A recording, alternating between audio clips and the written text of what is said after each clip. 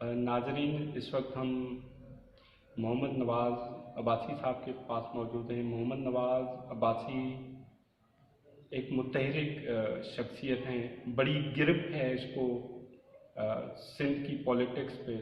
बचपन ही से काफ़ी ज़हीन थे।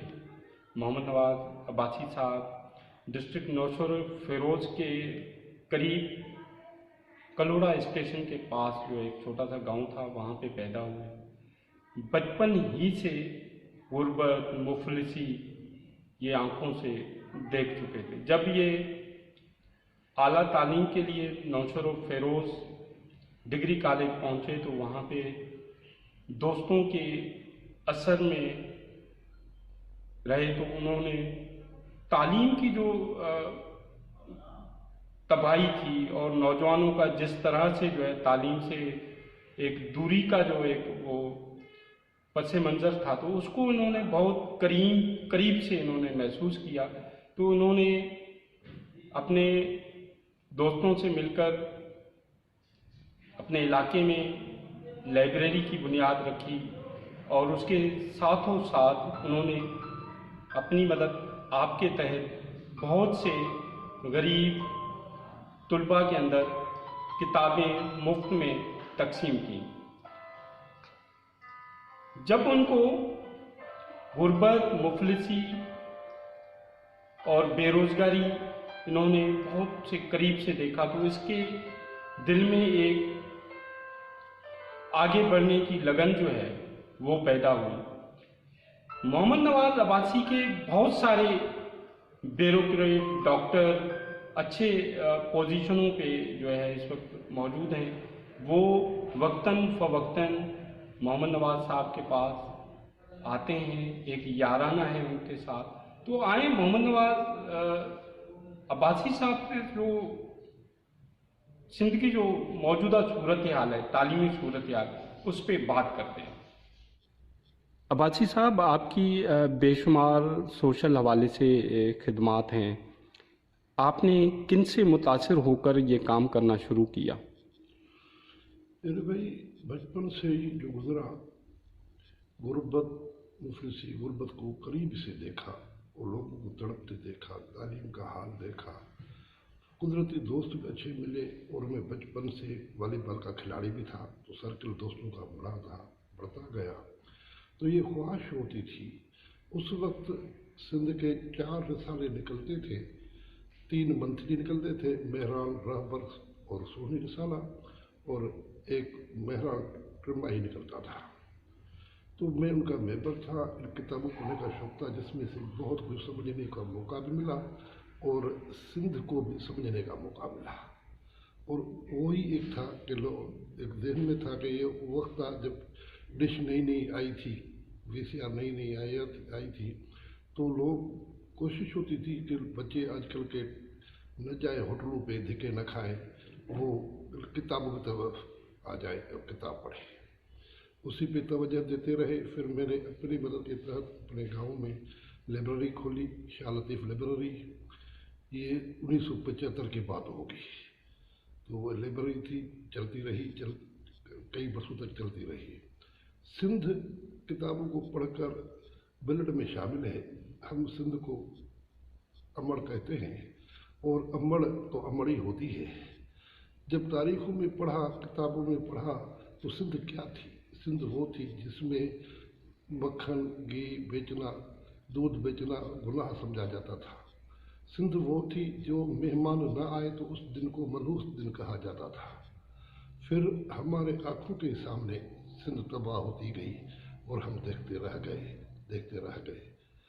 कोशिश तो की अपनी तरफ से कि जितना बेहतर कर सकते हैं बेहतर करें। उस हवाले से एक मैंने छोटी सी तंजीम बनाई, थर मारवाड़ा सहायता, जो माशाल्लाह तकरीबन थर में 100 घरों में दोस्तों की मदद से 100 घरों में हर महीने का सीधा पहुंचाती है। फिर एक आइडिया आया कि नहीं, क्यों न सिंध लेवल कुछ काम किया जाए। तो हमने पुरअमन खुशहाल सिंध के नाम से एक तंजीम बनाई है। उसका मोटो बिल्कुल आसान है कि सिंध की मालकी, मजलूम की आवाज़, बेसहारे का सहारा बनो। आंखों से देखे, आपने देखे, हमने देखे, दुनिया ने देखे, सिंध कहाँ खड़ी है। जब आप थोड़े कुछ ही दिनों की बात है तो आपने अखबारों में, मीडिया में देखा कि एक माँ और बच्ची दादू की तरफ काछों में मर गई। जब उनकी लाश का पोस्टमार्टम हुआ तो पता पड़ा कि वो प्यास की वजह से मरी है। ये आपने देखा कि मिट्टी में एक छोटा सा बच्चा फौत हो गया, बाप के पास एम्बुलेंस के पैसे नहीं थे, मजबूरन बाप मोटरसाइकिल चलाने लगा, चाचा पीछे बच्चे की मैयत गोद में लेकर बैठा। आगे चलकर वो ही मोटरसाइकिल ट्रक को जाके टकराई, बाप और चाचा भी फौत हो गए। हमने ये भी देखा कि मिट्टी में एक बच्चा फौत हो गया, माँ उस लाश को रोड पे रख के और भीख मांगती रही और बेरहम लोग 10-10 रुपए उस लाश पे रखते रहे। सिंध कहाँ खड़ी है, कहाँ गई है। मैं तो समझता हूँ कि सिंध अपने बकाव की आखिरी सांसें ले रही है, जिस पोजीशन में सिंध इस वक्त खड़ी है। अगर हमने आंखें न खोली और सिंध की कोई मालकी पैदा न हुई तो शायद किताबों में पढ़ा जाए, हाँ कोई सिंधी बोली भी थी और कोई सिंधी धरती भी थी। सर, आपने जिस तरह से इस वाक़े का जिक्र किया तो आप क्या समझते हैं कि ये हमारे पास, हमारे हुक्मरानों के पास वसाइल की कमी है या जो है हुक्मरान जो डिलीवर नहीं कर पाते? आप इन पूरी सूरत हाल का किसको ज़िम्मेदार समझते हैं? मेरे भाई आसान सी बात है, सिंध जिसको खुदा ने इतनी नेमतें दी हैं कि एक एक नेमत पूरे मुल्क को चला सकती है। कोयला हमारे यहाँ निकलता है, गैस हमारे यहाँ निकलती है, तेल निकलता है, दरिया सिंध जैसा हमारे पास दरिया है, बंदरगाह 3 हमारे पास है। आसान सी बात है, तबाह करने वाले हमारे अपने ही जिन्होंने तबाह किया है। मैं तो कहता हूँ कि सिंध अगर आप पाकिस्तान के शुरू से जायजा लेते हुए आए तो जुल्फ़िकार अली भुट्टो के बाद जो तबाहियाँ आना शुरू हुई, स्लो शुरू हुई, तो देखिए 250 से 300 बंदे हैं जो हमारी क़यादत करते हैं। वो MP है, MN है, सेनेटर है, सियासतदान है। आजकल तो उसमें ब्रोकर भी शामिल हो गए हैं। तकरीबन ये 400 या 500 बंदे हैं जो कखपति से खरबपति बन गए और बाकी सारी सिंध डूब के चली गई, दलदल में फंस गई। आज मैं यकीन से कह सकता हूँ, पब्लिक का आदमी हूँ और पब्लिक में बैठता हूँ, सरेआम बैठता हूँ, 40 से 50% लोग 3 टाइम पेट भर के खाना नहीं खा सकते। सिंध की ये हालत है कि 3 टाइम पेट भर के खाना खा ले, चाहे वो दाल से खा ले, प्याज से खा ले, अपने पेट भर ले, वो नहीं खा सकते। जिसको ज़रूर 3 रोटी की है तो वो 1 में गुजारा करता है, 2 की है तो 1 में गुजारा करता है। तो आदमी परेशान है। बच्चों की तालीम, हेल्थ, ये तो दूर की बातें हैं। ये वो आज अपने पेट के लिए परेशान है, अपने खाने के लिए परेशान है। और मैं समझता हूँ उसका ये आपने नतीजा देखा कि सिंध आज वहाँ है कि इस कोरोना से पहले सिंध में एवरेज खुदकशियों की जो रेशियो था वो 7 से 8 लोग पर डे खुदकशी करते थे। आज यहाँ आगे पहुँची है। आप मीडिया की रिपोर्टें उठाकर देखो कि 15 से 20 खुदकशियाँ पर डे होती है। पहले खुदकशियों का रुझान थर की तरफ था, आज मेरा काछो, आज मेरा लाड़ इन खुदकशियों की जद में है। और वो दिन नहीं है जो 20 या 25 लोग खुदकशी नहीं कर सकते। दूर की बात नहीं, आज की खबर उठाकर देख लो, 4 बच्चों की माँ ने बच्चों को भूखा देकर खुद जहर पी ली। ये रोज़मर्रा की बातें हैं। और किसको समझते हैं? आखिर की बातें हम समझते हैं कि हम 2 मुसीबतों में हैं। एक वो है जो हमारा पूरा हक हमें नहीं दे रहा है, दूसरी ये है जो मिल रहा है वो भी माशाल्लाह ख़राब नहीं है, बुरा नहीं है। अगर वो भी सही इंसाफ से बांटा जाए तो ऐसा बुरा हाल न होता। बाकी पे वही ये खुद गुजारा कर लेते हैं, उनके पेट भरते हैं। जो कल कुछ भी नहीं थे आज वो क्या बन गए हैं और पूरी सिंध नीचे डूब गई है। आपने जिस तरह से अभी जिक्र किया खुदकुशियों का, मुफलिसियों का, कि लोग खुदकुशियाँ कर रहे हैं, आया कि ये कोरोना से पहले की सूरत हाल है या कोरोना के बाद ऐसी सूरत हाल जो है बनी है? कोरोना का क्या असर पड़ा है सिंध की आवाम के ऊपर? मेरे भाई, कोरोना बिल्कुल सिंध में एटम बम की तरह गिरा, बिल्कुल ऐसे गिरा, तबाही कर दी कोरोना ने। ये जो हमारे नाहल हुक्मरानों ने एट लॉकडाउन करके हमारे ठीक ठाक आबादी हमारी 30-40% से वो जो डेली कमाती है डेली खाती है। जब उनको आपने बंद कर दिया तो वो कहाँ से खाएं? उनके पास जो थोड़ा बहुत रोजगार का जरिया था, किसी के पास बकरी थी, किसी के पास गाय थी, किसी के पास बीवी के झुमके थे, वो बेचकर ये लॉकडाउन के दिन पास गए। अब वो कहाँ जाए? और बिल्कुल आपने सही पहचाना कि कोरोना से पहले जो थी वो मरने वालों की शरह हमारे पास 6, 7, 8 से ज़्यादा नहीं थी। आज जो खुदकशी की रेशो है वो 20 से ऊपर ही जा रहा है, नीचे नहीं उतर रहा है। और फिर इसमें आप देखिए खुदकशी करने वाले में कौन है? अक्सर लेडीज़ हैं, वो हैं जो बच्चों की माएँ हैं। अफसोस की बात यह है कि माँ ने तो बच्चों को रोते हुए देखकर खुदकशी कर ली, जाकर वो अपनी मिट्टी में दफन हुई। उन बच्चों का क्या होगा? वो कहाँ तड़पे? वो भी तड़प तड़प के एक दिन मर जाएगी, कोई किसी कुएं में गिर जाएगा, कोई किसी नहर में डूब जाएगा।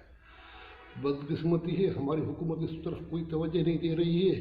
आज तक कोरोना को 1 साल से ऊपर हो गया है, 11-13वां महीना 14वां चल रहा है। हुकूमत अपने लोगों के लिए कोई रोज़गार के ज़रिए पैदा न कर सकी। छोटे मोटे को रोज़गार के ज़रिए होते हैं तो जहाँ से वो गुजारा करते। हम किसी भी तरह से भीख मांगने हक में नहीं है। हम कहते हैं लोगों को पाँव पे खड़े करो, लोगों को रोज़गार दो।